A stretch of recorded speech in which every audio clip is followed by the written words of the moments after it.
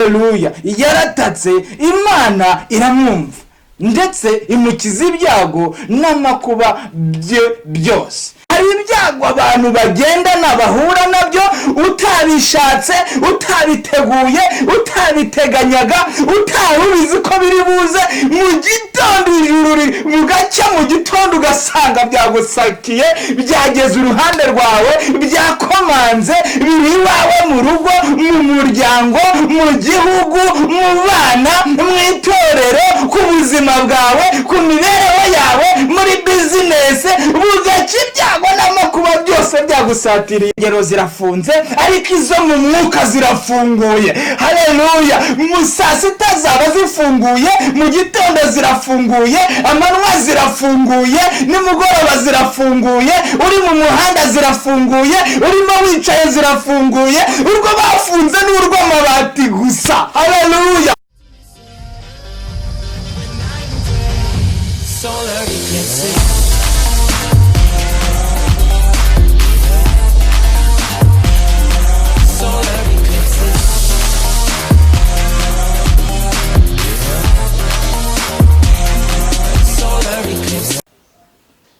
Bene data bakurikiye Ikamba Calvary TV, muraho neza. Mbanje kubasuhuza mu izina ry'umwami wacu Yesu Kristo. Imana y'amahoro ikomeze kubarinda. Nishimiye kuza kuri Ikamba Calvary TV kugira ngo dusangire ijambo ry'Imana, abari mu Rwanda, abari hanze, aho waba uherereye hose, tugasangira ijambo ry'Imana.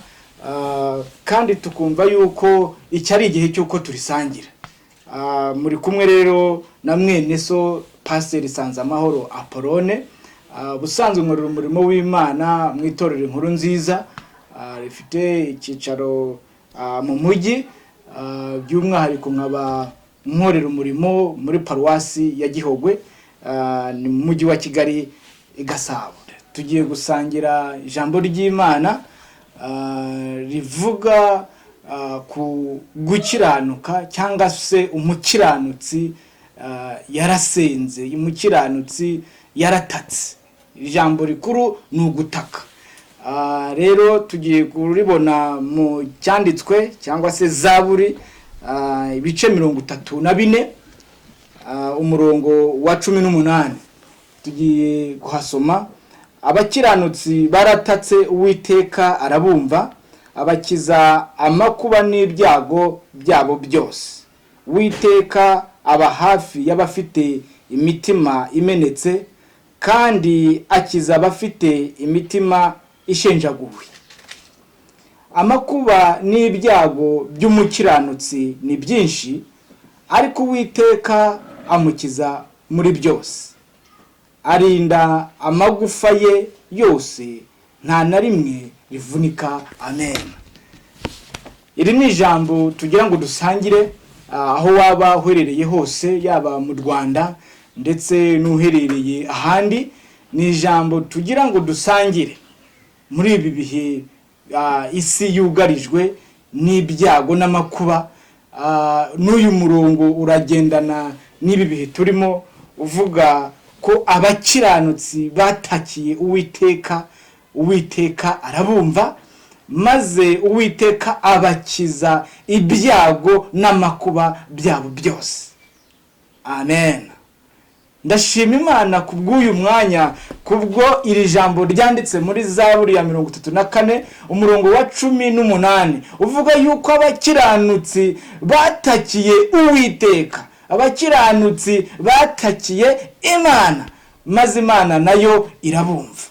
Bibiliya ikatubwira ngo yibakiza ibyago n'amakuba byabo byose. Kubera iki Imana yumvishe gutaka cyangwa se yumvishe gusenga, yumvishe kuniha kw'abagaragu bayo b'abakiranutsi. Ijambo abakiranutsi nagerageje kuza gushaka ubusobanuro bwaryo, nsanga ari abantu bose bakiriye Yesu Kristo nk'umwami n'umukiza, bafite imirimo ikorwa, bafite imirimo bakora Imana yemera. Icyambere cyariho ni ukuba umuntu yarakijijwe akakira Yesu Kristo nk'umwami n'umukiza. Uwo nguwo niwe Bibiliya yambwiye ngo yaratatse.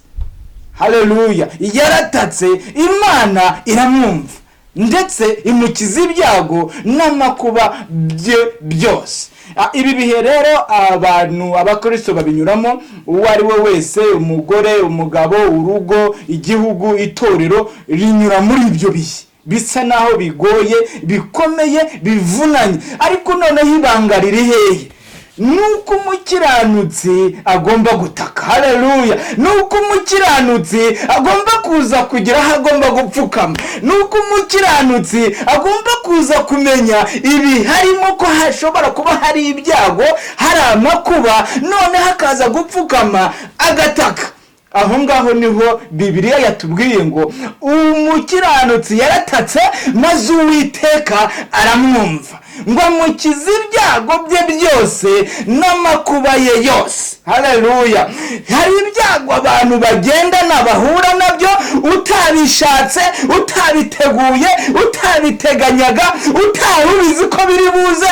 Mu gitondo ijuru mugacya, mu gitondo ugasanga byagusakiye, byageze uruhande rwawe, byakomanze, biri iwawe mu rugo, mu muryango, mu gihugu, mu bana, mu itorero, ku buzima bwawe, ku mibereho yawe, muri bizinesi, bugacya ibyago n'amakuba byose byagusatiriye, haleluya.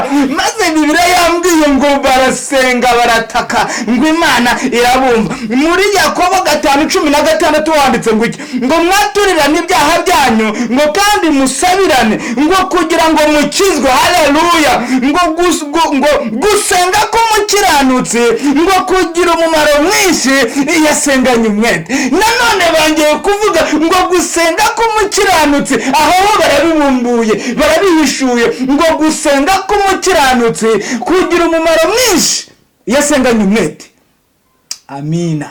Gusenga k'umukiranutsi kugira umumaro mwinshi iyo asenganye umwete. Abakiranutsi nanone barongeye baragarutse. Kubera iki bavuze ngo adukiza ibyago n'amakuba byose? Aha bakongera bakavuga ngo umukiranutsi yarasenze ndetse Imana iramwumva, ngo gusenga kwe n'umumaro we, ngo gusenga kwe gufite umumaro mwinshi. Uwo mumaro ni uwuhe rero?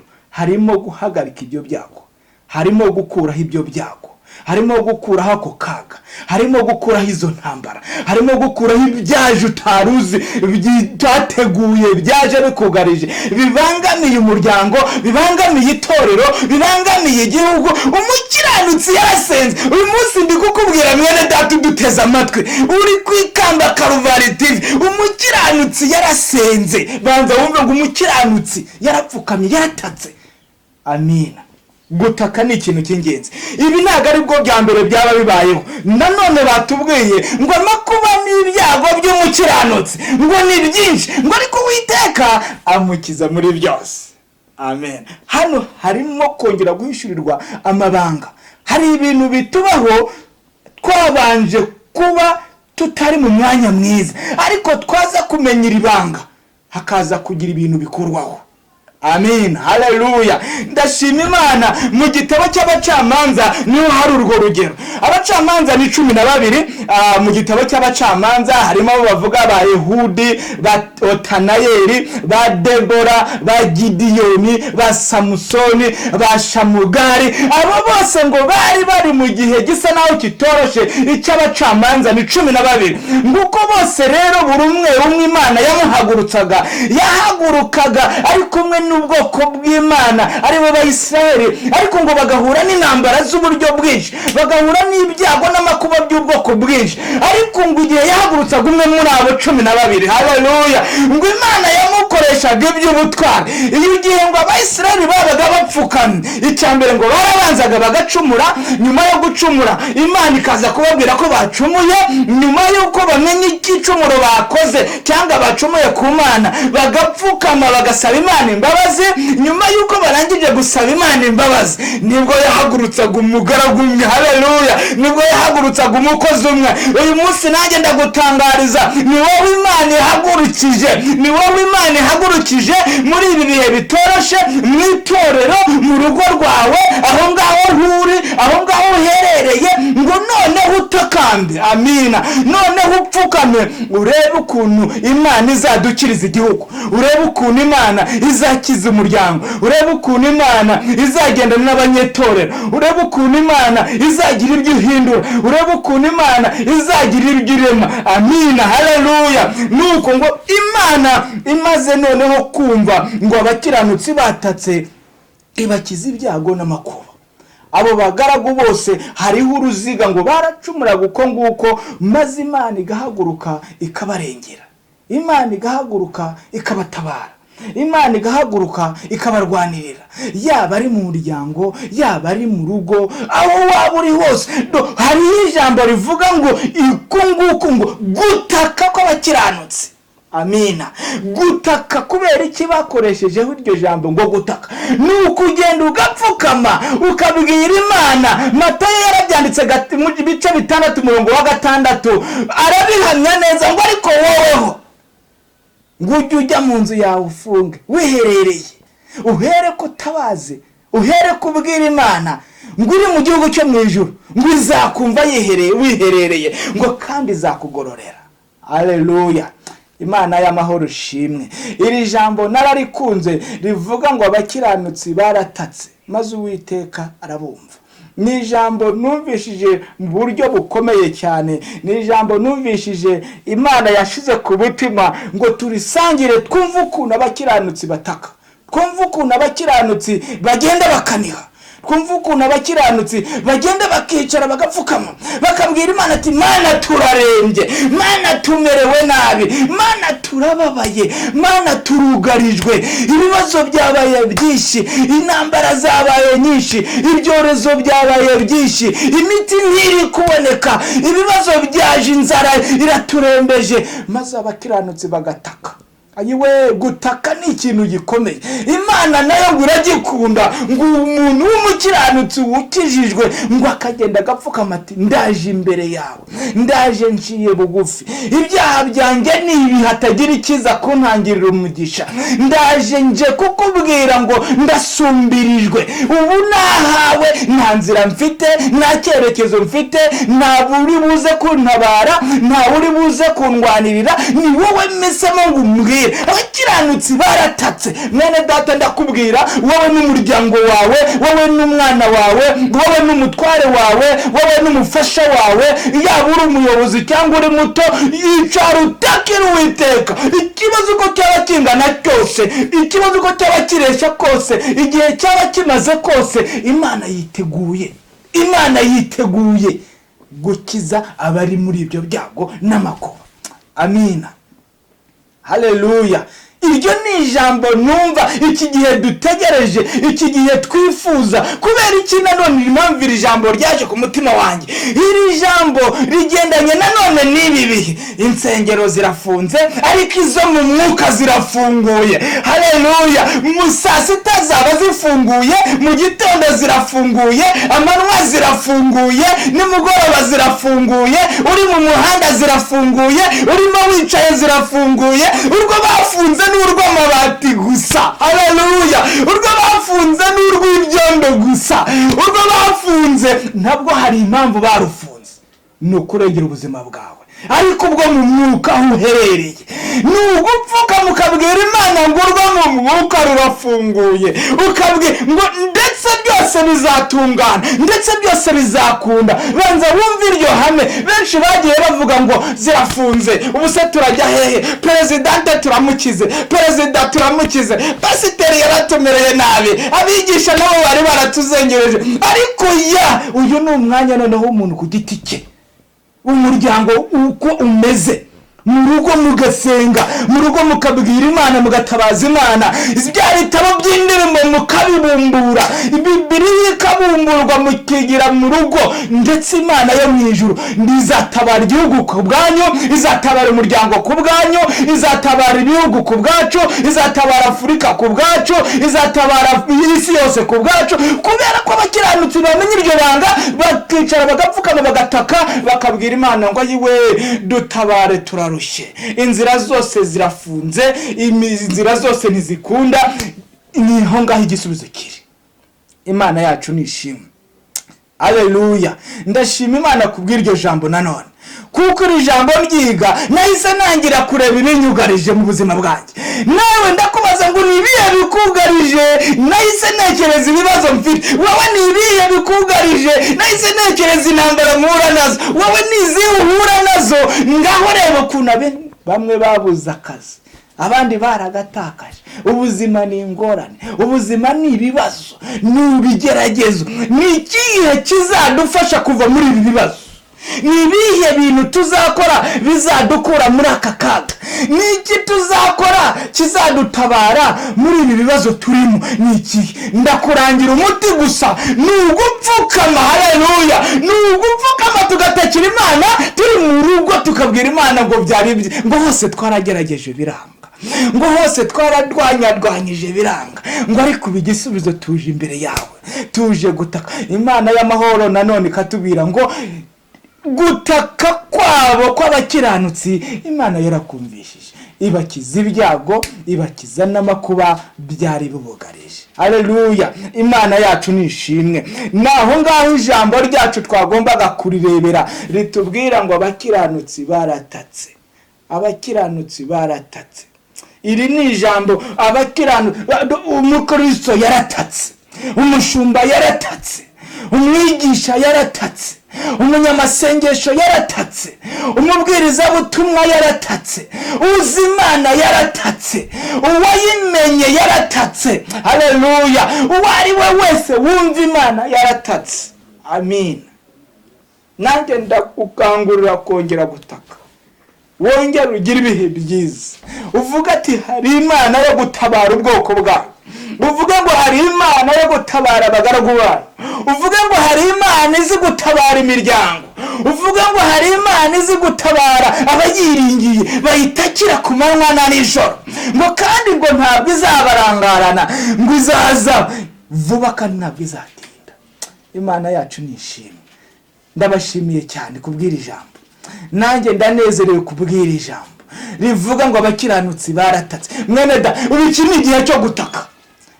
Amakampani ari gutaka, ibigo bikomeye biri gutaka, ibihugu biri gutaka, imiryango nayo ntibyoroheje, no mu rugo nuko bimeze. Ni ugutaka n'ukuri, ni ukujya ku mavi tugatakira mu rugo. Kandi mu rusengero Imana ishimwe ko hari naho bafunguye, nabo nibicara aho ngaho bari batake. Imana y'amahoro izadukiza ibyago n'amakuba byose. Amina. Ngiye gusengera bumvishije iri jambo. Gutaka abantu bakongera bakabona imbaraga, bakabwira Imana ati turaje twaratsinzwe twarabyemeye.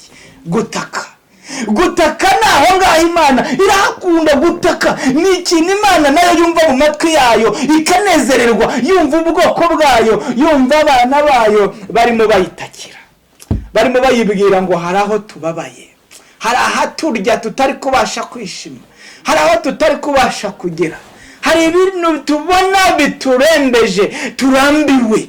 Ni ugutaka. Hari ibyo tubona tutapfa guhindura, ni ugutaka.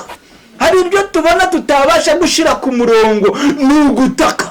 Hari ibyo tubona tutabasha ko twebwe gukemura, kandi dufite Imana ibasha byose, ni ugutaka.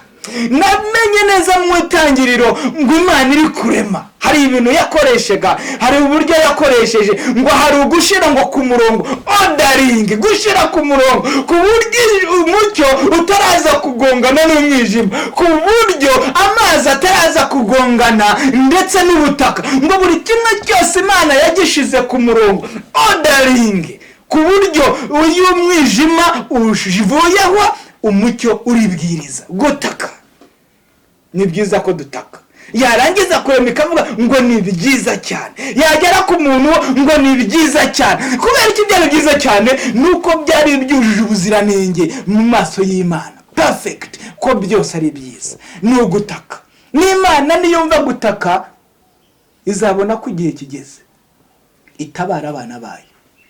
Haleluya! Itabara ubwoko bwayo, itabara abayiringiye, itabare abayitakira ku manywa na nijoro, badahwema gupfukama, badahwema, haleluya, badahwema kuvuga ngo hari Imana yaturengera. Amina, amina. Wowe unteze amatwi rero, nishimiye gusangira nawe iryo jambo, mwibutsa gutaka aho waba uri hose. Nanjye nzajya ntakiri wanjye, nawe utekiri wawe, utakire mu mwanya uherereyemo uwo ari wo wose. Tubwire Imana ngo hari ibyo dushaka kudufasha, kandi koko yarabisohoje. Irabivuga ngo ibyago n'amakuba by'umukiranutsi ni byinshi. Ibyago by'amakuba n'umukiranutsi, ibyago ni byinshi, ariko Uwiteka amukiza muri byose. Imana izadukiza muri ibyo byose, nkuko yabikoreye basogokuruza bacu. Imana izadukiza muri byose, izadutabara muri byose. Wowe unyumva rero ukurikiye Ikamba Karuvari TV, ndagusabira ngo iri jambo gutaka ntabwo tugomba guceceka. Ku manywa saa 9 saa 8 gutaka, tugapfukama tukabwira Imana ngo hari ibyo turambiwe. N'Imana ikeneye kumva iryo jwi ngo hari ibyo tunaniwe, hari ibyo tudashoboye, hari ibyo dukeneye. Imana yishimira gusubiza no gutabara ubwoko bwayo.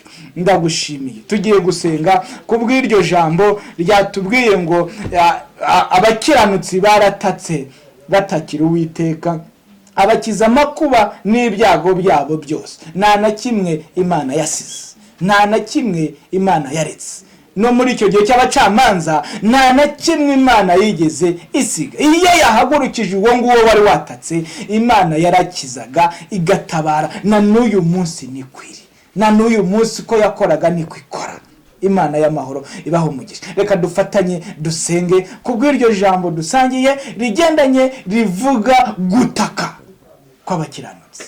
Mwami, turagushimiye kubw'abagaragu bawe bateze amatwi Ikamba Karuvari TV, bakwiringira, bagukunda, baba bari mu bibazo, bari mu ntambara, bari mu byago, ndetse nk'uko wabitubwiye ngo abakiranutsi baratatse urabatabara. Ndasenze nsengera uwaduteze amatwi wese akaba yemva yuko ari butabaze, akicara agasenga. Ndasenze ngo Mwami Nyiringabo Imana umukize ibyago n'amakuba byose, umutabara, umurengere, umurwanirire intambara ze z'amanywa na nijoro, izazi n'izatazi.